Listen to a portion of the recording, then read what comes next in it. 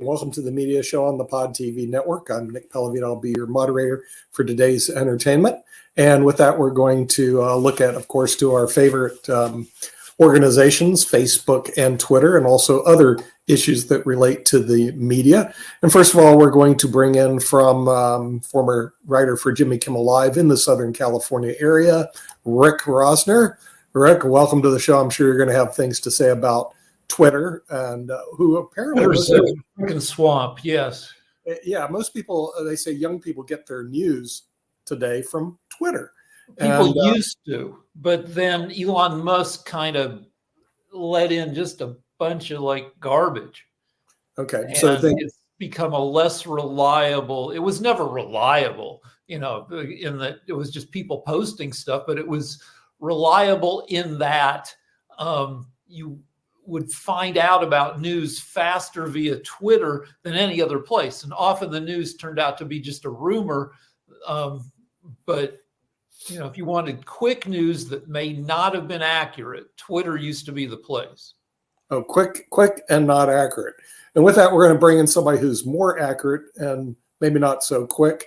He has over 100 years of broadcast experience, but does a great job on the World Edition. That's where I'm getting my news from, because I can't seem to get it from anywhere else. And that, of course, is Mark Lee. Mark, I don't know what you have to say about Twitter. We are broadcasting through to Twitter, so they haven't thrown us off. I'm thinking about increasing our market share on Twitter. But at the same time, my reluctance, of course, is our experience with Facebook, which I've been banned again. I get banned from Facebook. Facebook loves to ban us, as does a number of other platforms as well. Even sometimes the YouTube will get you as well. But Twitter, one of the things that I like about Twitter and that I like about Instagram is that it is, and I think Rick would agree with this, is a very quick source and everything. So the only problem with it is that you can see some great news, you can see some great information, and then you can try to find it later, and it's buried way down into that algorithm that is sometimes hard to find, and all in that space. I actually saw, it wasn't on Twitter, it was actually on Instagram and all in that space. But sometimes you'll find some things that are, for lack of a better term, they're kind of cute, but they aren't necessarily all that much great in news. I've seen some great news discussions on a platform that I've talked about, which is Clubhouse, which has entire rooms dedicated to news stories, to media, to a number of other things. But the thing that I saw, I believe it was on either Twitter or Instagram, was, and Rick, you'll get a big kick out of this, it was 3 cats that were playing Smash the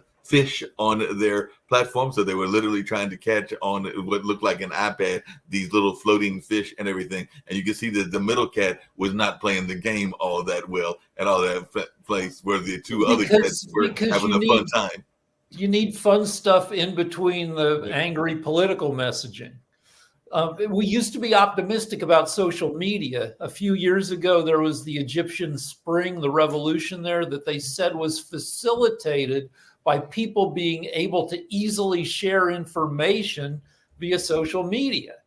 And in the previous hour, we were talking about Venezuela's terrible, dictatorial, incompetent government. Right. And I wanted to bring up, do you think that social media can bring about an informed population that can lead to the overthrow of Venezuela's crappy government?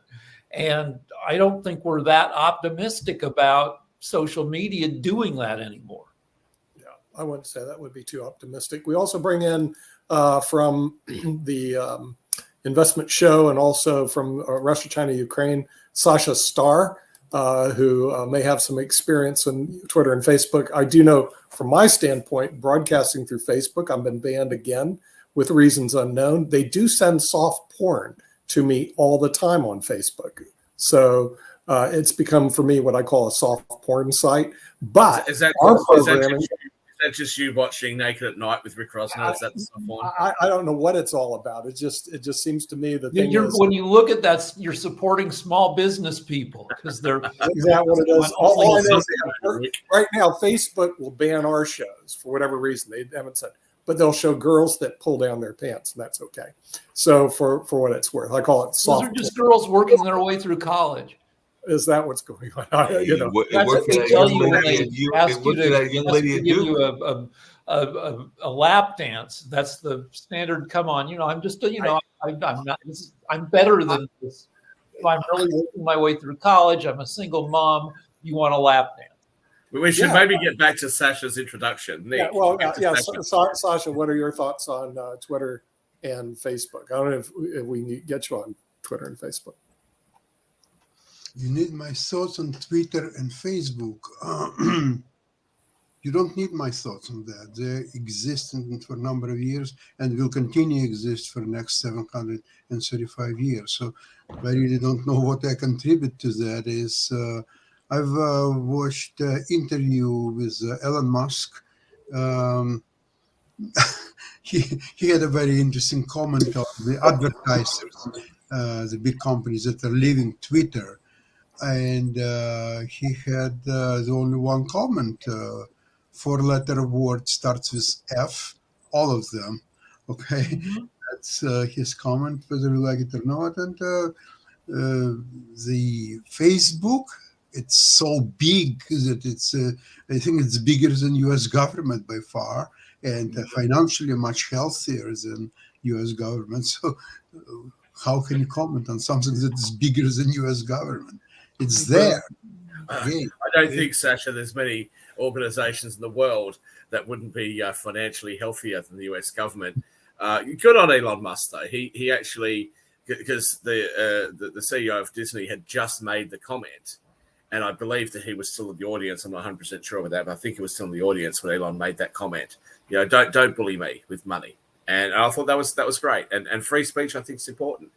After the absolutely horrific, inhumane, disgraceful actions that we've just seen in Israel and Palestine. We've seen on TikTok a whole heap of very young people start reading the letter to America that was written by Osama bin Laden. Now, to be fair, I've read the letter. I read it 20 years ago. To be fair, it's reasonably well written, right? He makes his point. It's just a very disagreeable point. And more importantly, even if you agree with what's in the letter, his actions are not justified. However, what we saw was a heap of young people that decided to read the letter on TikTok posts, Americans generally, young Americans, in order to criticize the United States and in order to support Palestine and criticize Israel. So the original newspaper in the UK that had that up on the website has taken it down so that people can't see it. Why are we doing that? People say it's misinformation, it's disinformation, etc. No, I want to see it. I've got a copy of Mein Kampf here. I've read it. It's ridiculously bad to read. It's awful, right? It doesn't read very well. It's very poorly written. But I don't want you to tell me I can't read it or I can't access it, because I want to know what the mind of an absolute madman actually is like. What we've seen is this kind of media coming down on people, censoring people, trying to get rid of things. And then they say, well, we're going to get rid of disinformation and misinformation. Well, if you read the original Brothers Grimm and their original stories, one of the stories they talk about cutting open a paraplegic's back and putting chilies next to his spine and then sewing it back together because they thought that would be a cure. Now, we can listen to that now or read that now and think that's absolutely absurd. That's ridiculous. Should we today say we need to destroy every copy of that literature that's ever existed? Should we go back a couple of thousand years or 1,000 years or 500 years and say that every bit of literature that says the world is flat should be destroyed? We can't let this poison the minds of our young. No, of course not. I think we should be able to access every piece of information. And today, in the so-called information age, it seems like there is so much stuff that people can't see, can't read, and can't access, which is never what the internet was supposed to be about. Rick. So an issue is, what do you do about the people who get driven bonkers by a fire hose of misinformation? There's an issue that the left likes to bring up, which is stochastic terrorism, which is if the U.S. has 1/3 billion people, which means even if just one person in 1,000 in the U.S. is dangerously crazy. That's still 1/3 of a million people. And if you hit those people, sorry, my wife's coming in, dogs are going, but if you hit crazy people with enough hateful messaging, some of them are going to go out and shoot up a shopping mall. And if you don't give them that information, Rick, you'll have even more of them that will do even more disgraceful things. But Shaquille, isn't part of the problem that exists, and it actually was an article that was in Psychology Today of all things, is that apparently there's no permanent delete button on the internet. So if you post something that is distasteful or that can cause you problems, that it can come back and haunt you later on. We've seen that in politics. We've seen that in a number of other places as well. And earlier today on the economic show, we heard Mr. Walker, David Walker, talking about who one of his greatest politicians that he loves and admires is, and that was Theodore Roosevelt. And one of the things that Theodore Roosevelt said in terms of quotes is comparison is the thief of joy. And I do think that there are a lot of people that are comparing themselves to each other on the internet and aren't always doing it in a fine fashion and all along those lines. That's a different topic to one that I brought up, but Sasha's next then, Rick. I would So like you to can always notice apologize. I mean, ideally, Sasha's up, Rick. Sasha's up. okay, sorry. Thank you. I would like to mention something, Shaquille, to what you just said. If you take this, what happened in social media after October 7th, the huge majority of poor, ill-informed people were able to snap and multiply the anti-Semitic and anti-Israeli propaganda in a matter of hours, and the reasonable voices who would actually investigate what happened, they were drawn simply because of the numbers. The discrepancy were like not even 100 to 1, but 10,000 to 1. So any idiot who would get some information, oh, Palestinians are being killed, oh, they killed children being killed, the hospital was bombed. They don't create their own content. All they do is press the button, send it to 30 same idiots as they are, and those idiots, they even don't read this. They press the button, and it goes to another 30 idiots. It's a geometrical progression. So if you will take a view, the earth is flat, or the earth isn't flat, there will be many, many more idiots who will immediately start pressing post, repost, and so on. And there will be probably 10,000 to 1 in very short period of time, more people who would believe in any conspiracy theory, including that Earth is flat. I know personally 2 chess grandmasters who believe that 9/11 it was a job of FBI and CIA, and they're 2 very well educated people, chess grandmasters. They're not stupid idiots, and they believe 100% that was a job. And they not to take anything away from what's happened over in Israel and other events. Sorry, Rick, I'll just quickly say this. Oh, that's fine. You may well be correct, Sasha, but I don't think government censor is the right way of trying to fix that. We can all educate ourselves in different ways, and I don't think there's anything you can do to stop the idiots from being miseducated or misinformed. There's always going to be idiots around. That's just the way it is. There is a way. Any attempt to do that, Sasha, I think results in a much worse situation than if we just had one. I would make a very good proposition. All you need is to castrate them. That's all. And there will be much less idiot in next generation. One thing the Israel-Gaza situation is showing is that people can apologize. People can change their minds. The LA Times yesterday ran a huge 2-page article on Sarah Silverman, who has kind of made it her deal where she says she goes too far. She says something, her comedy deal 20 years ago used to be cute girl comes out, says horrible, terrible stuff that was the joke of it. But sometimes she'd even go farther than and she'd get in trouble. Then she'd apologize. And it's happened again with her talking about Israel, Palestine, and she's become very sympathetic. And I would hope that instead of canceling people, because, the more most people know very little about Israel, Gaza, West Bank.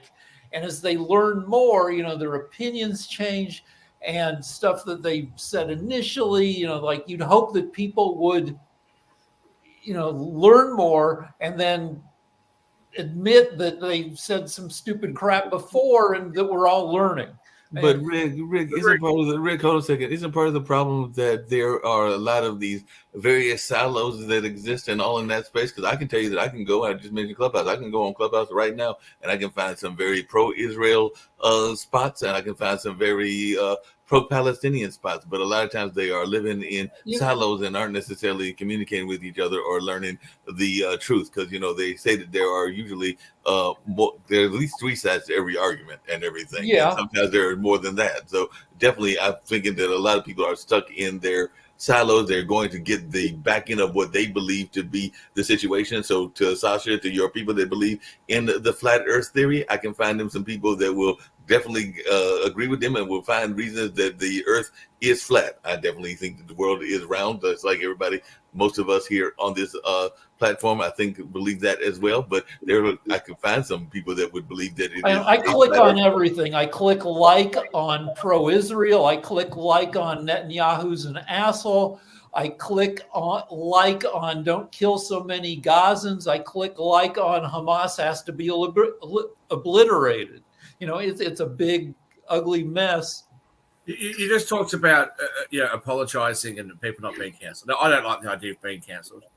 Susan Sarandon's agent or talent agency, whatever, has dropped her after her recent appearance.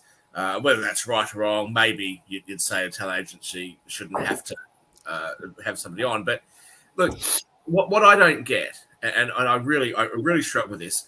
Rick, I didn't know that you were Jewish until you mentioned it on a show a little while ago. Even though I look like a freaking rabbi? Well, how am I supposed to know? I'm from Australia. Honestly, to the age of 25, I knew of one person that I was aware of that was Jewish. And they introduced me to one family. And very, very lovely family. They actually, I won't name who they are, but they're reasonably high profile, a family that owned a vineyard. And the grandfather once told me a joke, and I still didn't know that he was Jewish at the time.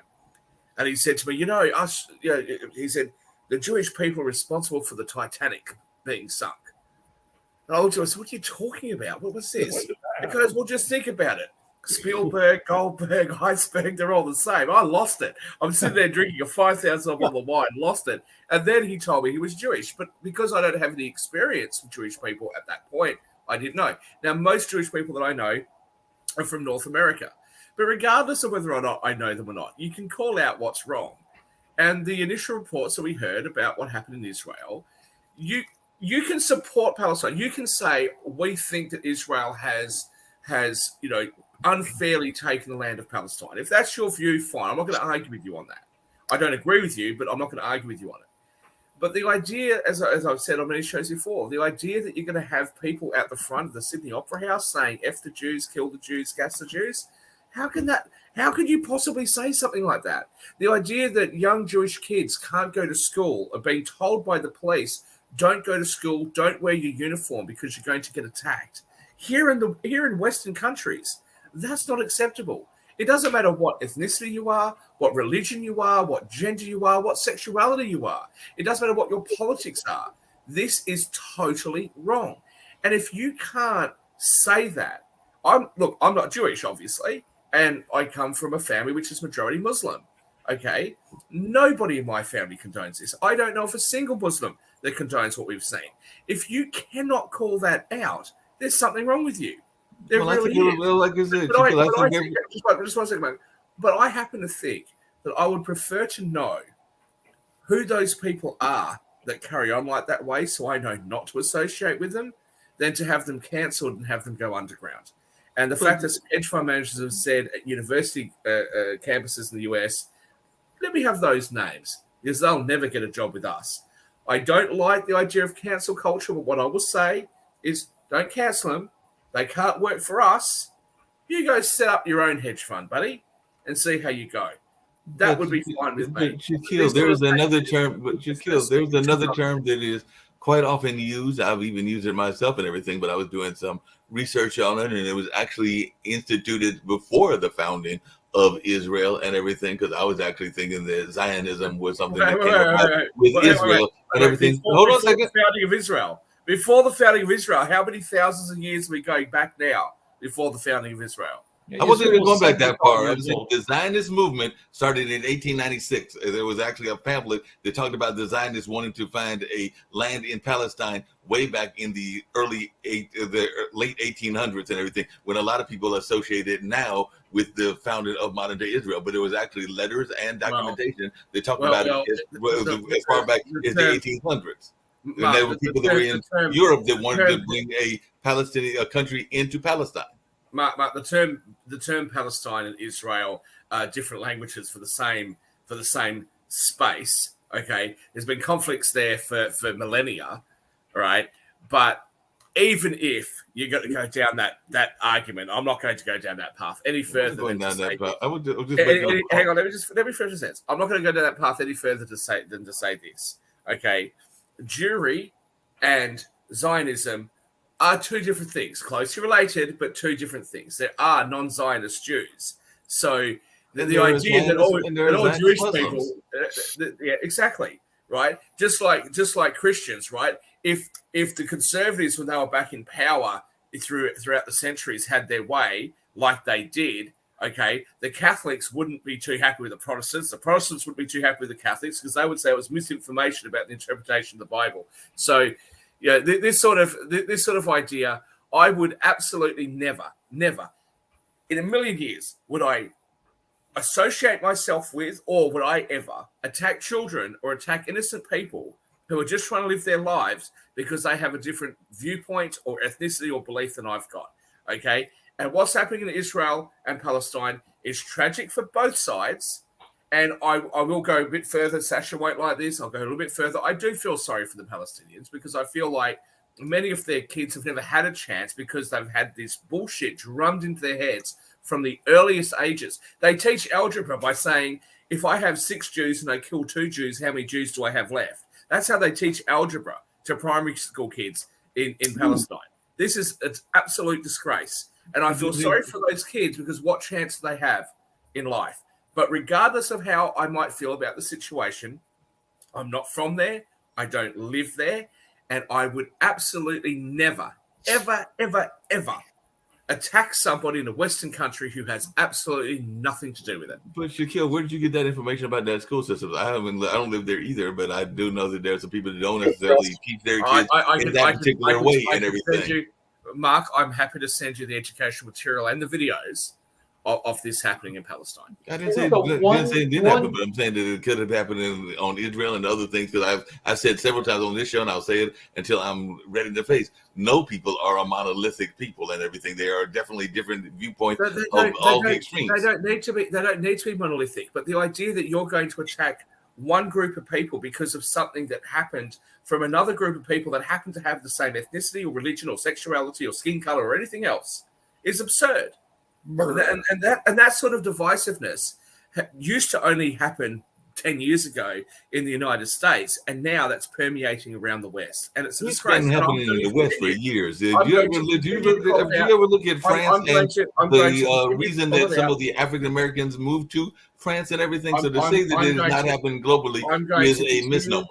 I'm going to continue to call it out because I think it's disgraceful. And to be honest with you, and rightfully the so-called peace-loving left, the left that's tolerant of everybody, carrying on the way they do, I'm absolutely stunned. And Rick, I know you're a Democrat and you're on the left.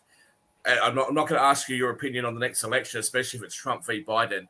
But I would actually be really shocked if there was a massive Jewish vote for the Democrats, as there has been historically, because of what the more progressive wing of the Democrats have said and done in relation to what's happened in Israel. 2 things. One is you can't tell what's going to happen because the polls have turned to crap because sane people say no to being polled now. So it more and more crazy people's opinions are, the polls are crap. But one loss of, due to the current ugliness, is the loss of reasonable voices, because you look at the terrible landscape on social media. You look at that it's kind of impossible to come up with a consistent point of view about Gaza, Israel, and people just throw up their hands, reasonable, good people, and say, I just don't want to pay attention to this anymore. Twitter has lost probably most of the people that I went to Twitter to learn from and be entertained by. Okay, Jacoby, you need to be unmuted. Yeah, but yes, there are. I think Rick hit the head on the nail. We've lost reasonable talk. We cannot, for some odd reason, have a conversation about what's going on in Israel because, for example, if you say that you want to see the Palestinian people live, then evidently that means you want the Jewish people to die. If you say that you want Israel to live in peace, evidently you want the Palestinian people to die. So we've lost that reasonable talk where we can have a conversation about the actual problem that's going on. Because yes, there is a problem that's been there forever. The people that are in Palestine right now, they based on the actual individuals that have been there, based on the polling studies, based on a ton of stuff, before October 7th, yes, the Palestinian people wanted to get rid of Hamas. They had a very low percent, 70% were actually against Hamas. But of course, wartime happens, and then that creates a rally cry. So then their support jumps. That happened during 9/11 because Bush's poll numbers were low. But then wartime happened, and Bush's numbers went up. It's just one of those things. But yes, Shaq, you're right. There are schools that do teach about the hatred of the Jewish individuals. But again, what they see in response to, hey, I want to get out of the situation. So that 70%, again, some of that 70% being taught those things, well, what they end up seeing, because actually flipping of the script and the narrative that is put out there by Hamas, who controls the media, who controls the airwaves, who controls the messaging that goes to the Palestinian people, is that the Israeli devil is now showing the head. And so therefore the Israeli devil. So yeah, it becomes anti-Semitic. And it becomes hard for those Palestinians to support the people that are bombing them. So it is a very complex situation that we aren't involved in, but we have to be empathetic and at least try and understand not only what's going on in Israel and how they're being affected and how we can help the Israelis there, but also how we can help the Palestinians, because just destroying Hamas and bombing everybody isn't going to destroy the ideology that has kept Hamas in power. It only creates more individuals. Americans don't have much appetite for complexity of issues. The same way that we like junk food, we like junk news. Okay, yes, completely agree. I think what you've said is absolutely absurd, but let's go to Sasha. Let's go to Sasha. Okay. Few words about Zionism and Judaism, and I would like to diffuse a notion that they are different things. They were different things indeed before 1941 or 1939, if you wish, beginning of Second World War, and 1945, and 6 million Jews were annihilated. When today's population of world Jews is 15 million people, and in 1939 it was 18 million people. It's the only nation in the world. Population today is less than it was 75, 80 years ago. Now, Zionism, when it reappeared on the world stage in about the end of 19th century, the first half of 20th century, there was a message that although Jews are dispersed all over the world in any continent and any country, idea appeared, although there were always Jews in Palestine throughout centuries, if not millenniums. But okay, so those Jews living there, okay, fine, good luck. Now those Jews living in Europe and United States, they're emancipated, they're cultured, they're scientists and musicians and so on. So let them be there. Fine, everybody's happy. Now, what's happened as a result of Holocaust? The idea of Zionism, the old Jews have to have their home in their historical land, became the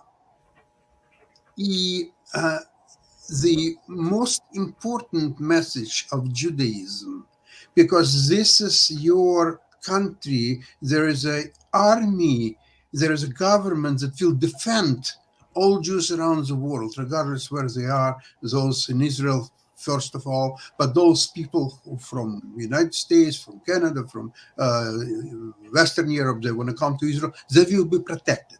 And the brilliancy of Hamas action on October 7th is they created a huge dent in that concept.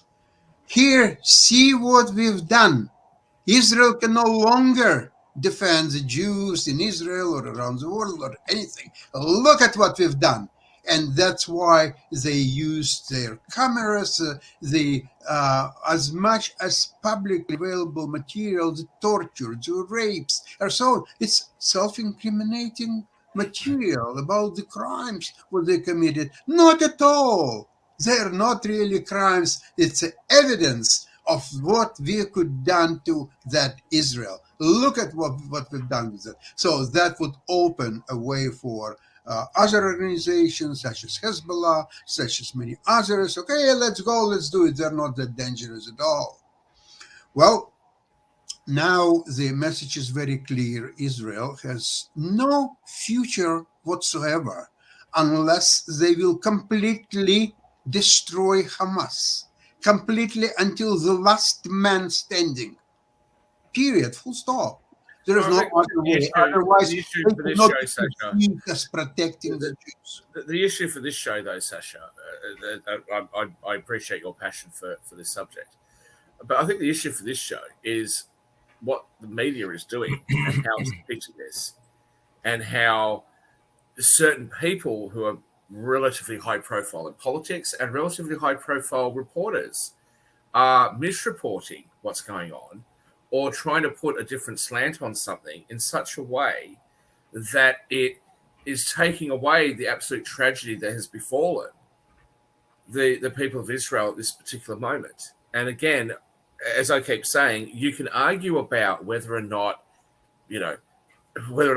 Zionism should be there, whether or not all Jewish people are Zionists or they're not Zionists. I grant what you've said. I don't agree that all Jewish people are Zionists. I think the majority of them do agree that Israel should exist and that the Jewish people should have a state. But all these arguments about whether Palestine has been encroached on unfairly or whatever, I don't understand. I've said this on quite a few shows now. I don't understand why there is such a great passion in the West at the moment where high school kids are out there protesting over something that they know nothing about. Shaquille, hold on a second. Don't you think? Right, let me finish. This would be the equivalent of me protesting in Australia because California said it wanted to be a republic, and me taking a position on whether or not California should be a republic or not. I'm not American. I don't live there. I'm not from there. And all of a sudden, I'm going to start protesting on the streets out the front of Parliament House in Australia. It just makes no sense. Hold on a second, Shaquille. Hold on a second. Hold on a second, everybody. Shaquille, to your point and everything, as one that was going to school in the 70s and college in the 80s, I can tell you that there are a number of people that see injustice wherever that injustice is, and they identify with what they feel is an injustice, and they protest. There were a number of people that protested. Hold on a second. There were a number of people that protested against South Africa and apartheid in the 80s and the 70s. There were a number of people that protested against things that were going on in India and Pakistan. So there have been a number of people that didn't live in those countries, but they felt that they could identify with the things that were going on, and they could identify with the fact that they were feeling oppressed as well. So there was let me say two things being united and everything. That's been going on since like let me say two things in response to you. One, okay, you can see prejudice wherever you want to see it, especially the left of America, who wants to see prejudice everywhere. But let me ask you a question. Those people that wanted to protest and carry on about apartheid, yeah, I think they were absolutely correct in their wanting to end apartheid in South Africa. But let me just ask you this. Where are they now that the situation's reversed? Where are they now when the leader of the EFF comes out at rallies and says, F the Boer is white man, F the Boer, kill the farmer? Where are they now? Are they calling it out now? Because I haven't seen anything in Western media about that. Okay? Well, part of that is what we just talked about in the media. Hold on a second. But now that it's gone the other way, hold on a second, Shaq. Hold on a second, because there was a number of conversations around what was going on in Nigeria, a majority African country, where there was even conversations around the way that their police were handling folks, and it was part of the Black Lives Movement. But they were pointing out the fact that these police officers were not treating their citizens correctly and everything, and that is something that was going on an African nation that was getting worldwide coverage. No way. Do you have no conceivable way, Mark, did that address what I just said? The protesters and the people that were sitting there advocating for the end of apartheid in South Africa, now that we are seeing it go the other way in South Africa, and there's all sorts of violence and all sorts of mayhem in South Africa, where are they? I have seen some of them protesting against South Africa as well. I have seen them protesting against South Africa, just like I've seen them protesting against Nigeria, which is the example that I used. Of course. So I'm hearing that you have an issue with the kids being pro-Palestinian and protesting that way. What about the kids that are being pro-Israeli or pro-Jewish? Are they the same? I've gone to some effort to say I don't have an issue with anybody advocating that Palestine has been unfairly encroached on by Israel. I don't agree with that position, but if that is the position that somebody has... I'm just going off your protest comment. I'm answering your question. If that is a position that somebody has, they should absolutely be able to express that, no problems. What I have a problem with is the violence and vitriol and aggression that has been shown to innocent Jewish children and Jewish people in What about... But again, you keep going to one side. Remember, there was just there were just 3 kids that were just shot in Vermont for being Palestinian. Do you have issue with that? I don't agree that that's the reason why they were shot, Jacoby. But that is legitimately the reason. That's what it was reported. That's what it was shown. That's based on his own information. So again, I'm just. Why do we separate it out? Why can't it just be bad? Because 60% to 80% of all the hate crimes right now that are occurring around the Western world are happening towards Jewish people. Okay, and they represent like what 0.05% of the population of the world. It's a disgrace. You legitimately could not say it was bad that 3 people were shot because they were Palestinian. If you want to advocate for Palestine having more sovereignty, that's I'm just saying, why can't it all be bad? Why can't we just agree that anti-Semitism and anti-Muslim and anti-Palestinian is bad? I'm not going to agree with you, Jacoby, because I think you're a moron. But so you are for the hatred towards the Palestinian people, and you are for. When did I say that? Then why can't you just agree? You cannot agree. Please agree that anti-Semitism, anti-Palestinianism, and anti-Muslim is bad. Jacoby, I come from a majority Muslim family, so then just say it. Then just say it. Why can't you just say it? Because you're an idiot. That's why, Jatobi. So you can't say it because you want to be mad at me. So you want to say it's okay. I'm not going to say it in order to play cards into your hand, mate, because I think you're an absolute moron. But you asked why these individuals are doing. You legitimately ask why you can't understand why these people are doing that. I give you an example. You can't even say, "Hey, it is bad." Maybe those individuals just want to hear you say it's bad. Jatobi, I'm going to go to Rick. Let me just say one more thing. Jatobi, you say that people should be able to converse normally. I have brought up now on 15 different shows, at least 15 different shows. What do we suppose of us Jewish people and non-Jewish people from all over the world that appear in our shows? What do we think should happen? Forget about the current conflict. After this conflict's over, what do we think should actually happen between Palestine and Israel? Should it be a two-state solution? Because that doesn't seem to be going anywhere. Should it be a one-state solution? Should there be, a multiple parliamentary system? What should we actually do? And not once on any of the shows that you've been on have you been prepared to consider any other option than a two-state solution. But yet you want to have a conversation. But you know what? You know everything. As you asked for my solution. You asked for what I believe, and then you want me to say, no, I don't really believe that because you told me differently. That's not how a conversation works. You want me to know. So, Rick, you can take it away. You unmute now. I don't hear you. We're going to Rick now. Rick, so this show is supposed to work. What's the other solution that you would consider, given that you are such an expert on these issues, Jatobi? This show is supposed to be the media.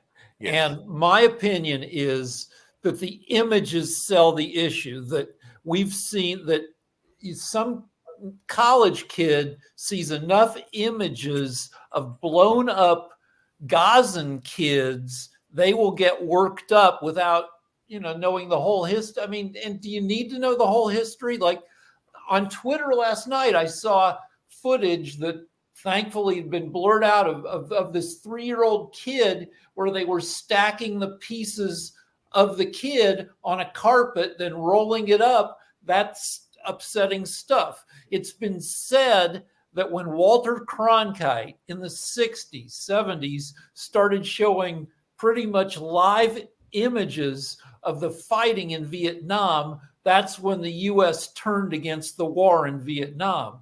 Images are persuasive, even when people don't know a whole lot. Hey, Rick, to your point and everything, exactly. really quickly, Rick, to your point, one of the incidences that definitely shifted the war in Vietnam was that brutal slaying that took place. I think it was a young man that was shot that was shown on the news. And the guy getting his head blown right. up.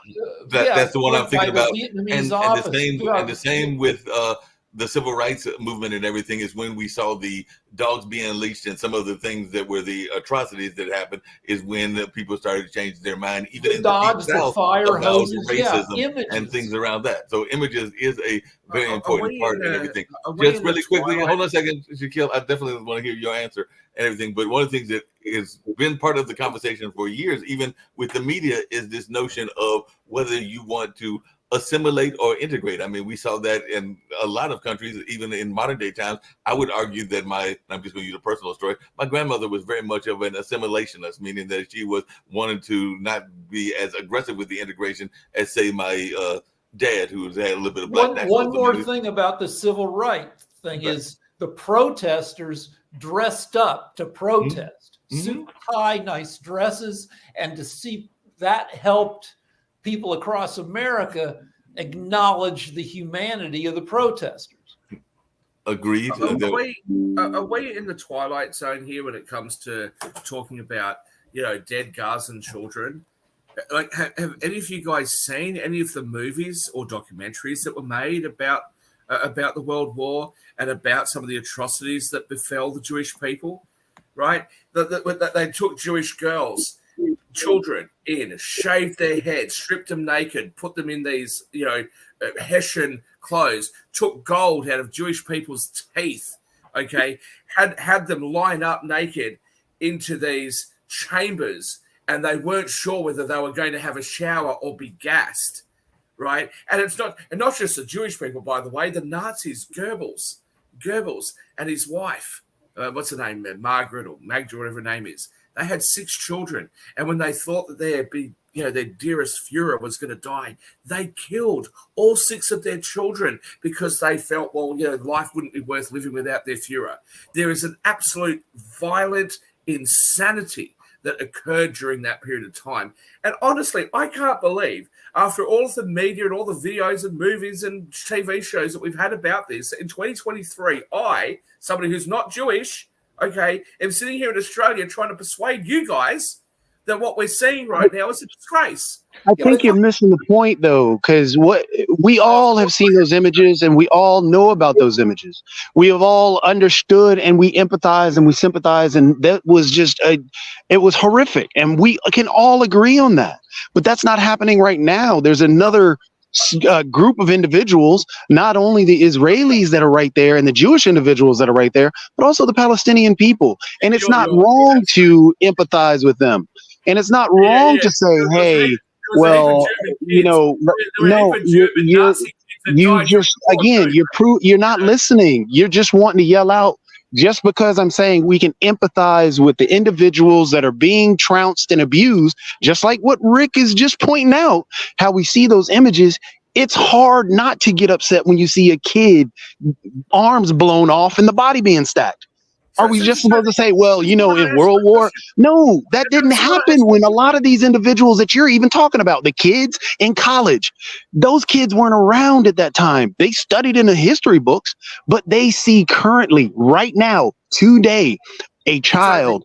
They don't care if it's Jewish. They don't care if it's Israeli. They don't care if it's Palestinian. They're heartbroken because there's a child dead. And that's what they're seeing. Why don't you answer my question? Your turn. If you are so empathetic, why aren't you empathetic then when the German Nazis ran out of soldiers? Is that happening right now? Is that happening right now? Is that no? You can't, because you're going down you're actually not even listening to what anybody is saying. Is that happening right now? I am listening. Is that happening right now? Mark.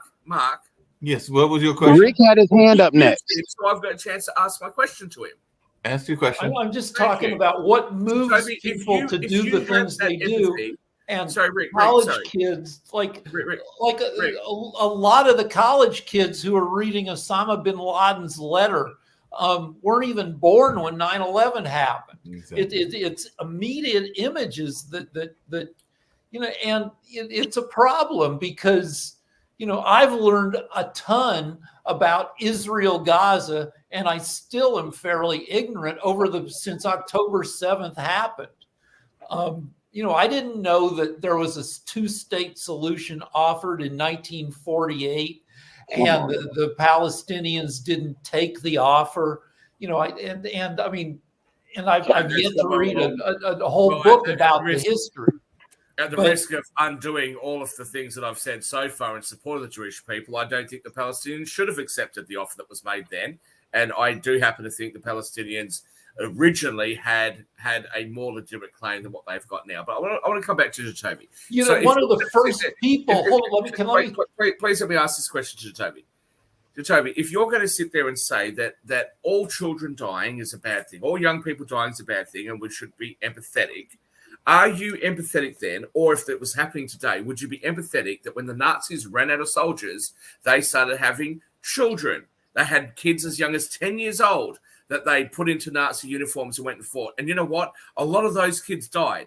So by your reasoning, should we be sitting there saying, I feel really sorry for those young Nazi kids that died because it's not their fault? Should that be the position that we have? It's not how we should feel. It's how the effective messaging is making people act. Rick, the question's to Joe because it's his bullshit that I'm trying to respond to.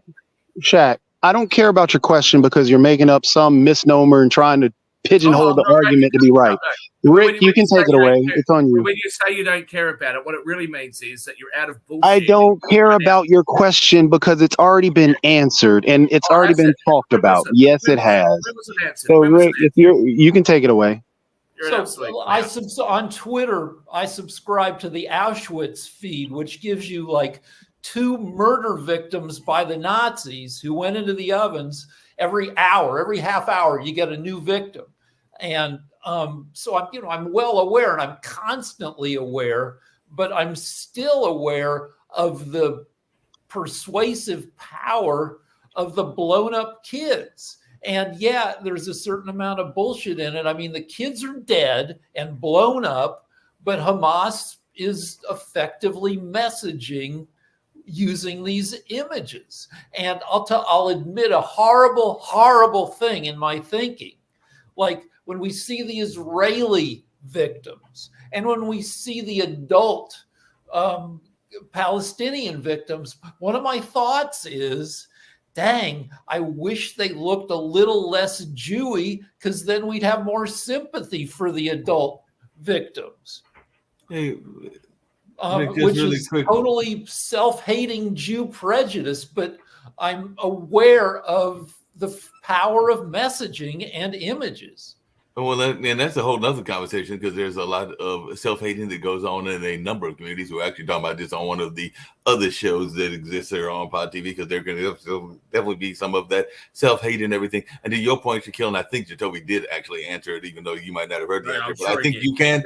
Hold on a second. Hold on a second. You can have empathy. Can you let me finish? Before you assume what I'm going to say, I think you can have empathy for somebody that is being trained in a certain kind of way and everything. And I think that's even what Jacoby said. So yes, I can have empathy for somebody that's been trained to be a Klansman, if that is what they've been trained to. It doesn't mean I have to approve of what they've been trained at and they've gone through this kind of indoctrination, but I can have empathy for them that they have been indoctrinated at a very young age and they are having that kind of thought, which is what I think Jacoby answered as well. This is rubbish. That's not what Jacoby said. If you want to Shaq, it is exactly what I said. You just don't want to accept anything else because you are stuck on some, hey, I've got to be right.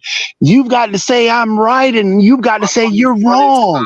Shaq, it's not that way. You've got to understand exactly what Mark said is what I said. I can have empathy for a 10-year-old child who's in the MS-13 gang because he has to be.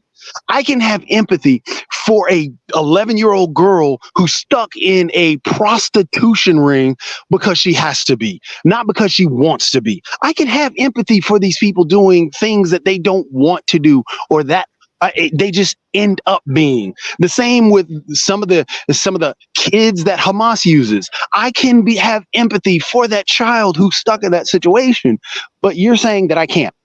You're saying, oh no, you have to hate everything. If you don't hate everything, so again, your question has been answered. You just don't like how it is answered, and now it's up to Sasha and Rick. Who's next? It's up to Sasha. Hang on. Okay. You interrupted me, and now you're telling me it's up to Sasha. I'll give it to Sasha. Sasha, take it away, please. Tell me who it's up to. You can take it away, please, Sasha. You're not the Okay, host. I would like to tell everybody that on Thursday I was interviewed by Jim Ead, and that program was aired on Pod TV on Friday. Yes. I dealt with several questions, some of that we discussed today, and I don't want to repeat myself. If you'd like, please find this program and watch it. But one thing I will repeat, though, from this program. The main question by Jim Ead was that he was convinced that the way out of this crisis is a two-state solution. And he asked me if I have any arguments that could convince him to change his mind. The simplest argument was, I gave all the history about this subject or so on, but the real question was, let's see, Jim, I told him, you want to have an expedition to Jupiter. Fly to Jupiter, land, and fly back. Brilliant. You go to venture capitalists, your neighborhood, and you ask to back you up on this. They will say, Jim, it's a fantastic idea. We will back you up. We'll give you the money. Could you please come up with business plan so we will explain how you will develop all that, what's happened on day 1, day 2, day 55, day 738, and so on and on and on. And I told him, Jim, since you are not a stupid person, it will take you a week, maybe 2, to realize that this plan is absolutely unachievable simply because there is no technology exists today in the world that would allow you to run a spaceship to Jupiter, land, and fly back. Period. Done. History. So now you want to have two-state solution. Let's discuss it. Okay, one state is already done, Israel. Easy. So all you need is a second state now. Jim, we'll give you all the money in the world to do that. Could you come up with a business plan? What are you going to do on day 1, day 2, day 7, day 55, then 738, and so on and on and on? What would be your business plan? How you create a state with the tribes people who have no idea, no experience about building up the government, to creating a medicine, the education system, financial system, or so on. How are you going to do it? Write me a business plan.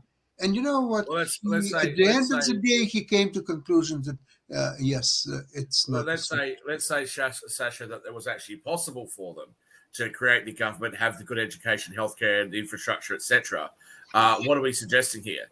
That Palestine should also have a military, an air force, an airport, etc., like a normal country would, like a normal state would. But I just want to come back to my response to Mark. Mark, that's not what Jatovi said. Rick was up next.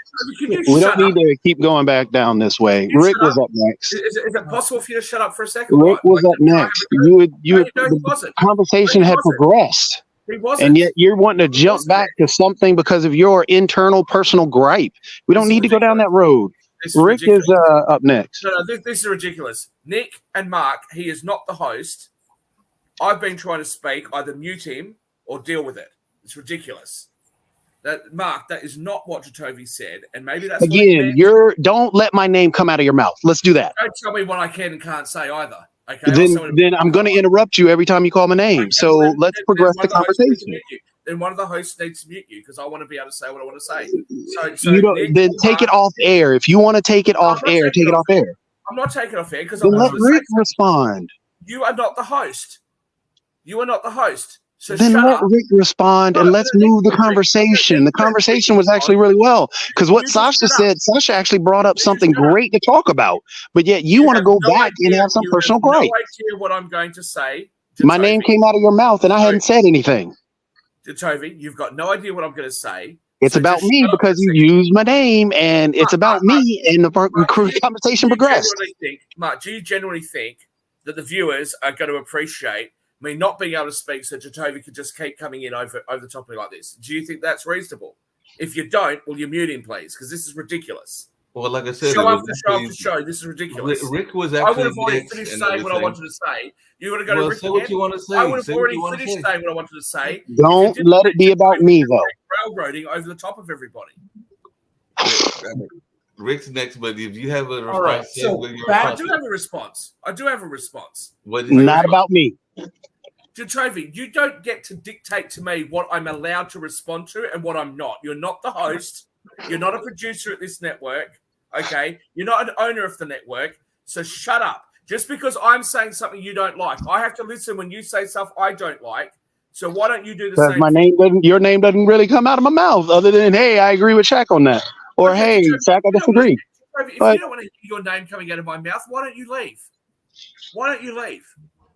Because I've got Rick is up next. Rick is up next. My comment was a response to Mark, not to you. Mark about me. Wow, that's smart. We'll just keep doing this in order for me not to be able to say what I want to say then, Jatovi. I was waiting for you to say what you have to say. No, Mark, you're a producer. If you're allowing this, say what you're going to say. Well, I keep trying to, and he keeps coming in over the top of me. So what are you going to do? Are you going to mute him and let me speak or not?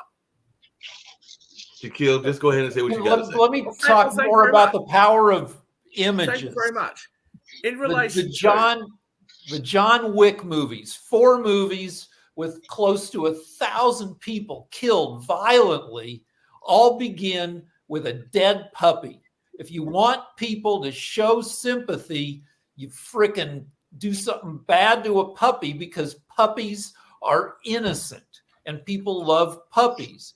So dead people, John Wick, don't care. Dead puppy, blown up Palestinian kids are the puppies of this conflict. They are innocent and they motivate people, whether the people are well informed or not. Mostly they're not well informed, to get upset. It's the power of images.